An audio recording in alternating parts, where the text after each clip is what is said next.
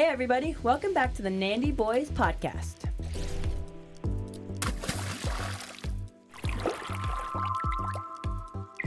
Today's a special one. We've got someone who's doing some really creative things here at Country Day. He's the creative technologist and a big reason the pod even exists. Please welcome Mr. Medvinsky. Thanks so much for hanging out with us today. Well, thanks for having me. I'm lucky to be on the Nandi Bros. Yeah. All right, so let's start from the way beginning. How did you first get interested into tech and creativity? Well, that takes me back to the days where my father used to give me some of his broken electronics, and I used to take things apart and try to put them back together. I just really liked the way that the circuit boards looked and the ways that things worked. So I was always interested in the way that things worked, systems wise. And so it started out with that. And then as time went by, thinking about the ways that I use technology to create, videos and to make music was a big part of when I first started looking into how technology played a big role in my life. I'm a musician, always have been. And so using some of those technology to create beats and add to different kinds of music. Yeah, so it sounds like you've just kind of had this whole planned out in your head. Like, did you always want to have this job when you were younger? Well, I didn't know what I wanted to do when I was younger. And when I first started, I always knew I was musical. Yeah. And wanted to pursue being a musician. So I went to school to learn music and got a degree in music. But it was always a part of me to think about the ways that I learned and how I became interested in things. And part of my undergraduate work was to be in a classroom and watching other music teachers teach. Yeah. And I fell in love with the way that kids were creating with music and expressing themselves through music. And I was like, you know what? I really want to do that. Yeah, that sounds... Yeah. All right, cool. All right, John. So was there like a turning point when you knew this is what you wanted to do? Yeah, it was that point where I was in a music classroom and watching somebody else teach, and the way that the kids in the classroom just came alive when they learned something new.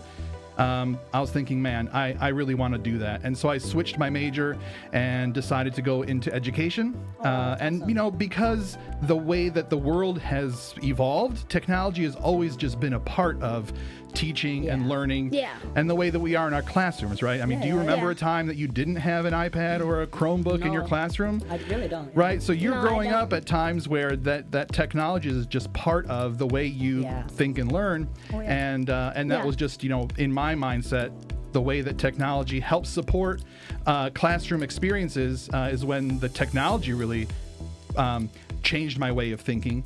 And so, Yeah, very interesting. Yeah. All right, and before you came to Country Day, was there any projects or anything you were working on before you came to school? Yeah, so in my previous job, I was the Dean of Pedagogy and Innovation, and I worked a lot with teachers in their classrooms and visited classrooms and co-taught with teachers and grew projects, similar to the ways that I grow projects here with teachers. Yeah. One thing that I really enjoyed doing in my a project that I worked on before I came to DCDS was I invented a STEAM fair, a community STEAM fair. Cool. Like 700 people came to my first STEAM fair. That is awesome. We had like 30 booths, and the teachers were facilitating each booth. And there were booths where there was, science and kids were like digging up fossils, or some other ones we were making elephant toothpaste, and in other ones we were using static electricity to keep these little tinsel things in the air.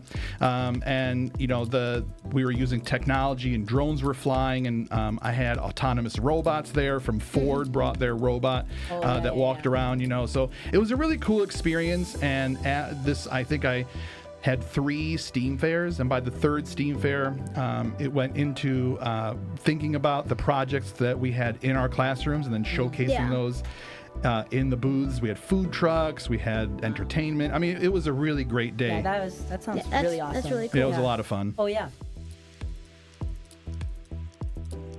Yeah, so what made you want to come to Country Day in the first place? Well, I've always known of Country Day. My previous role was just on the other side of town in another independent school, but I've always known about the excellence of Detroit Country Day, the excellent teachers, the wonderful students, and the wonderful administration. And it just so happened that at the time that these studios were being thought of, they needed somebody to help facilitate and grow the idea of the studios. Wow. And I was like, wow, what an amazing experience that would be. And so I'm really fortunate to have come on during that time, right when the studios were being built. So I had a chance to get the equipment and learn how the equipment works and teach other teachers how the equipment works. And now students are coming in and creating content. But it was the idea of a creative space in our school and needing somebody to help facilitate that space. So that was a great transition into the Detroit Country Day community for me. Yeah. It's like a perfect transition. Like everything was placed really nicely. And what stood out to you mostly when you first came? Like the students, the teachers, the community? What was it? When I first got here, there were no students yet. I came in July and started working in July. And the first thing that stuck out to me was just the community of faculty here. Yeah. Right. Yeah. I was warmly welcomed. My ideas were valued. Yeah. It was a very collaborative space. Yeah, and I it knew is. that my coworkers were wonderful. Oh, yeah. But what They're really really sealed the deal for me was the first day of school. yeah. And when all the students came, and such capable, curious, wonderful students we have here. Not only in the upper school, but I have the fortune to go into the middle school and visit the lower school and work with all those teachers and all the students in every division. Like we've worked together in the middle school, worked together in the lower school, and it is really what wakes me up every morning and what brings me to school is knowing that I can think and learn with all of our wonderful students. Oh, yeah, definitely. Yeah. All right. So now the pod. It's one of the coolest things we've seen on campus. Definitely. For people who don't know, how would you describe what the pod is all about? The pod is a space where storytelling and technology come together. Yeah. It is a space where you can capture your ideas and share them with a broader audience. And so here are two middle school students who have a really great story to share, who have some really great information to let people know about, and they're using the pod to capture that and share on YouTube and share on, our podcast channels, right? So it's the idea of having a story and then using our technology to tell that story. Oh, yeah. And so having the audio equipment, having the video equipment, having the lights in here, those are things that we have grown over time. But I think the idea of the creativity of our students and the stories that we tell have always been here. Now we just have a space for that to come alive. To come to life, yep. So, do you have a bigger vision for it in the future? Like, what do you want people to walk away with after they come out of this room?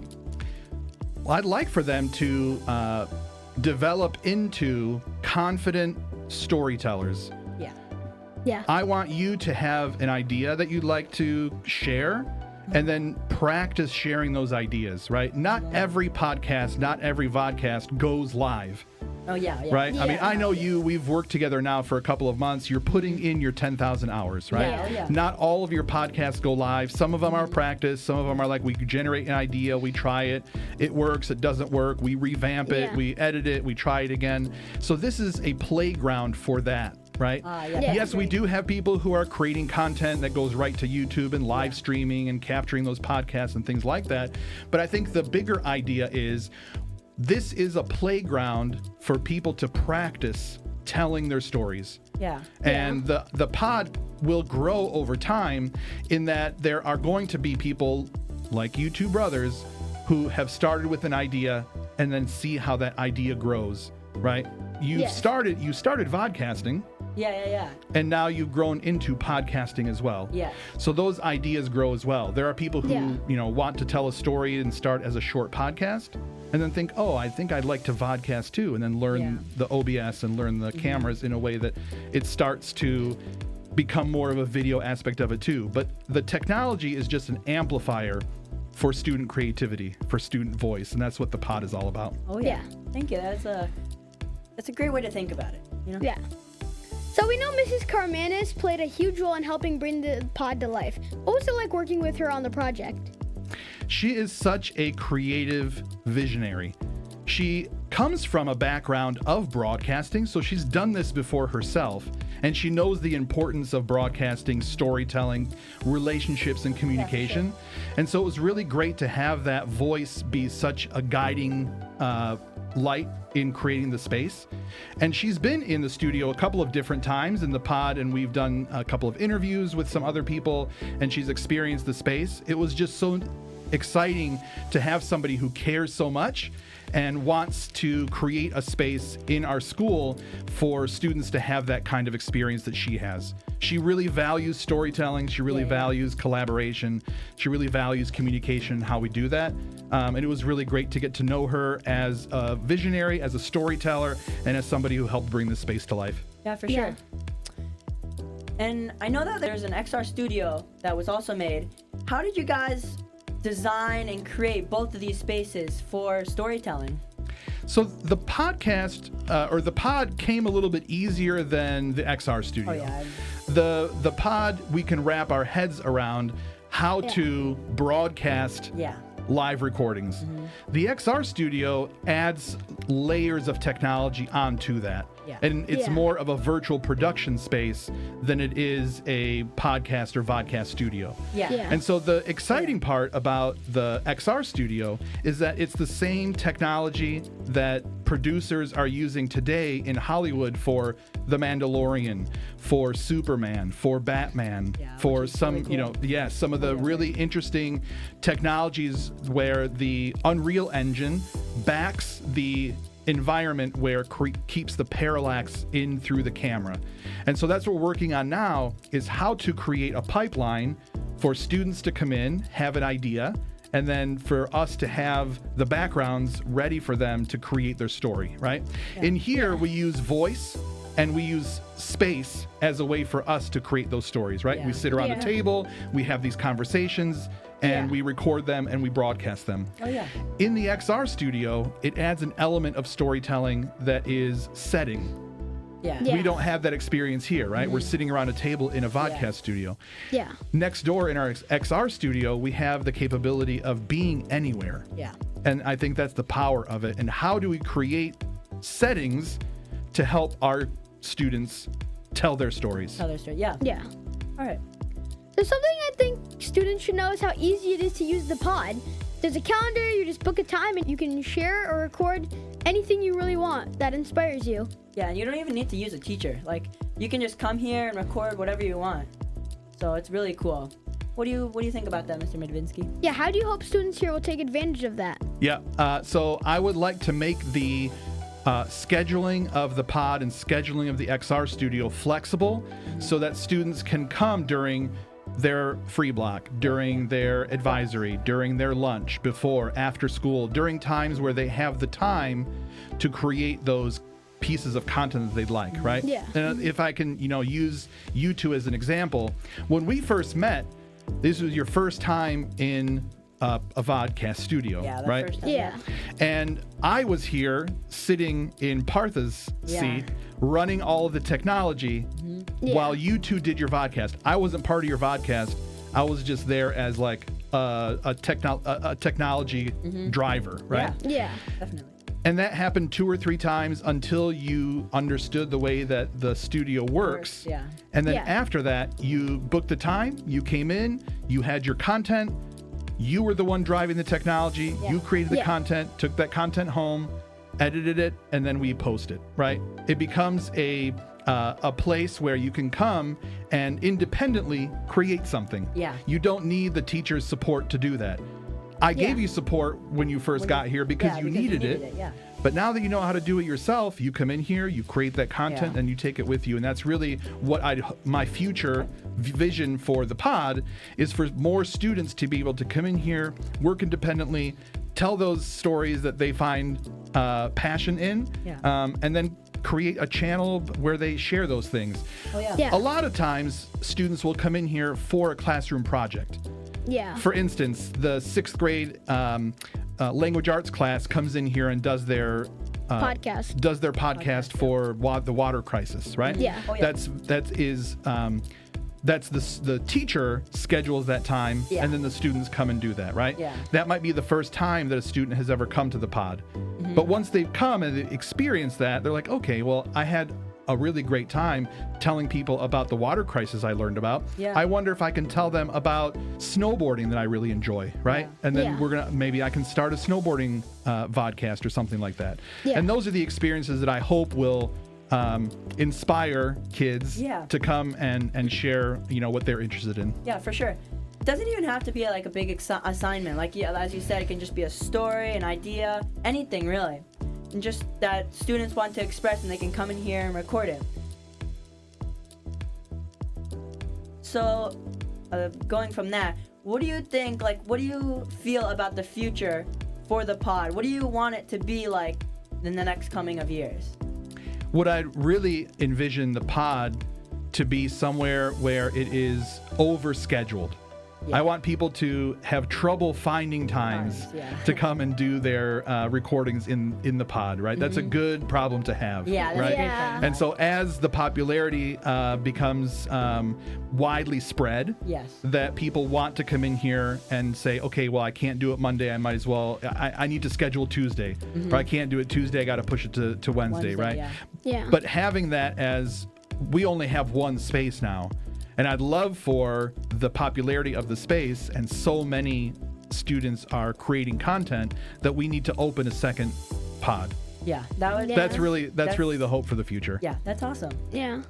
So, and if you had one piece of advice for students who want to use creativity and technology to make a difference, what would you tell them? I would say just start where you are. You don't have to have the grandest idea for you to create something that maybe hasn't been done before. Yeah. You don't have to be the star of what you do. Yeah. You just have to do it. Yeah. Yeah. And when Over you over start, again, yeah. when you start and you do it and you continue to do it and you grow your experience doing it, something special will come out of that because Yeah. you have done that. So Yeah. please don't let the technology stand in the way. Yeah. Please don't let that idea that says I have to be the best at what I do stand in the way. Yeah. Like we had talked about before, you start where you are and then you just continue to keep grow from going. there. Yep, Yeah. Grow.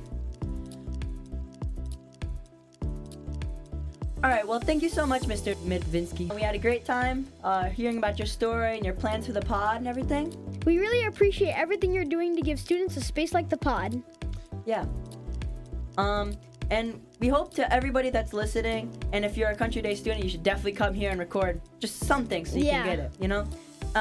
We really thank you for tuning in to our podcast, and thank you, Mr. Medvinsky.